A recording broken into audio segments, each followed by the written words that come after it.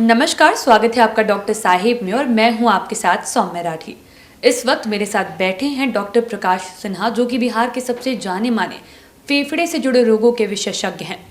आज के इस एपिसोड में हम लोग ये जानने वाले हैं कि खर्राटे जो सबसे बड़ी समस्या है लोगों के लिए, ये आखिरकार क्यों होते हैं, बीमारी का इशारा कब करते हैं।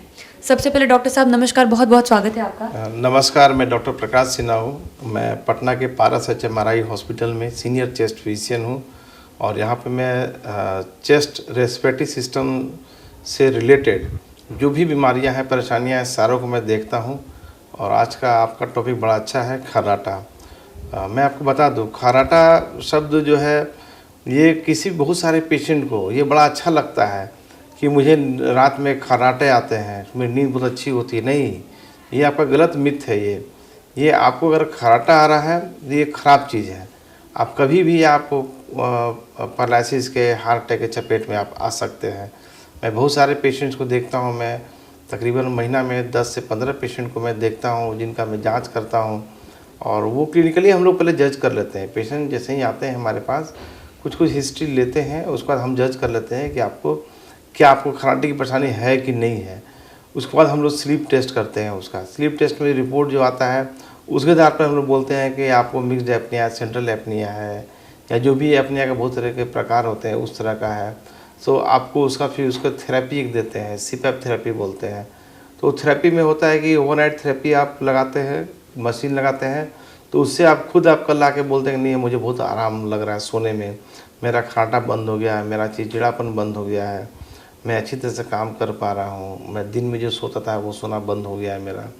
तो ये खर्राटा कोई आम बीमारी नहीं है, ये बहुत ही गंभीर बीमारी है। इसे नज़रअंदाज नहीं करें। अगर आपको होता है आप तुरंत आके मिलें और अपना जांच कराएं और अपना इलाज कराएं।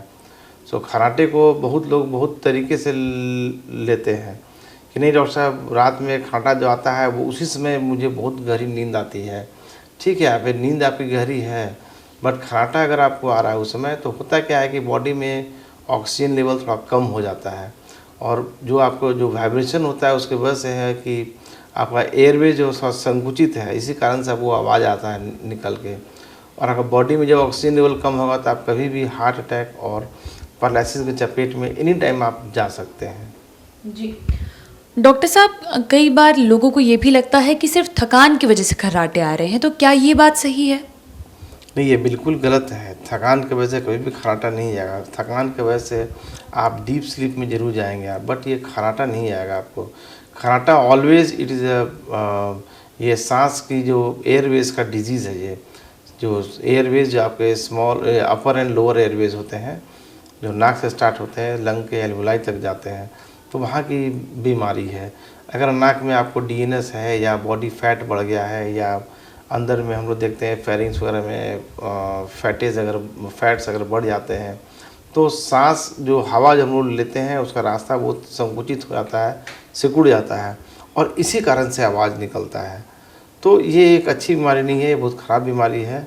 मैंने पहले भी जैसे बताया है कि जैसे ही हवा अंदर कम जाएगा, लंग्स में जैसे ही हवा का अंदर कम जाता है, तो लंग्स का जो एल्वुलाई होता है वहाँ तक बहुत कम मात्रा में ऑक्सीजन पहुँच पाता है। इस कारण से आपका हार्ट जो है वो अगर कम ऑक्सीजन रहेगा, तो अगर वो आपके पूरी तरह ब्रेन में या और ही बॉडी ऑर्गन में ठीक तरीके से नहीं जाएगा, तो आप कभी भी किसी बड़ी बीमारी के चपेट में आ सकते हैं। जी डॉक्टर साहब, एक ज़रूरी चीज़ मैं ये जानना चाहूँगी कि क्या खर्राटे ये एज स्पेसिफिक होते हैं, एक उम्र के बाद ही आते हैं? देखिए, ये स्पेसिफिक ऐसे नहीं कि किसी उम्र के बाद में आते हैं। बच्चों में भी मैंने देखा है, उनको एडेनॉइड्स वगैरह होते हैं, कितने के बाद टॉन्सिल्स होते हैं, एडेनॉइड्स होते हैं, उस कारण से बच्चा स्नोर करता है, खर्राटा लेता है। तो मैंने बताया कि सांस की नली जो होता है अपर एयरवेज में, बच्चों में अपर एयरवेज होता है, उसमें क्या होता है वो एडेनॉइड्स या आपके जो टॉन्सिल्स की वजह से अगर बड़े हो जाते हैं तो वो थोड़ा सांस की नली थोड़ा सिकुड़ जाती है, सांस लेने के रास्ते सिकुड़ जाते हैं। इस कारण से खर्राटा होता है, आवाज़ आता है। तो जब ऑपरेशन होता है तो बच्चा बिल्कुल ठीक हो जाता है। और बच्चों में क्या है कि, बड़ों में क्या है कि वो उसमें अगर फैट हो गया, उसमें भी अगर एडेनॉइड्स हो गया या उसमें सांस की नली की सिकुड़ गई, तो वो खर्राटे के चपेट में आ जाते हैं। जी और डॉक्टर साहब, अगर युवाओं में खर्राटे की समस्या हो रही है, 20 से 25 साल के एज ग्रुप की अगर बात करें, तब क्या परेशानी हो सकती है? देखिए, युवाओं में क्या होता है कि अगर आपका वेट बहुत ज़्यादा है, 20 से 25 साल में के एज में अगर आपका वेट बहुत ज़्यादा है, आपको अगर ओबेसिटी है तो आप कभी भी खर्राटे के चपेट में आ सकते हैं। ओबेसिटी का कारण एक तो जेनेटिकल है, फैमिलियल है, या आप एक्सरसाइज नहीं कर पा रहे हैं, आपको रेस्पिरेटरी एक्सरसाइज होता है, बॉडी का एक्सरसाइज होता है नॉर्मल, अगर आप नहीं कर रहे हैं तो आप कभी भी अब खर्राटे के चपेट में, अगर आप बॉडी फैट अगर बढ़ते जा रहा है, आप कभी भी खर्राटे के चपेट में आप आ सकते हैं। जी। उम्मीद करती हूँ डॉक्टर साहब ने जो सारी बातें बताई हैं आपने उन्हें ठीक तरीके से सुना और समझा होगा। इसी के साथ जल्द मुलाकात होगी अगले एपिसोड में। तब तक के लिए अगर वीडियो को फेसबुक पर देख रहे हैं तो पेज को लाइक करें, यूट्यूब पर देख रहे हैं तो चैनल को सब्सक्राइब करें। कमेंट सेक्शन या मेल बॉक्स के माध्यम से आप बता सकते हैं कि डॉक्टर साहब से आपके क्या सवाल हैं। धन्यवाद।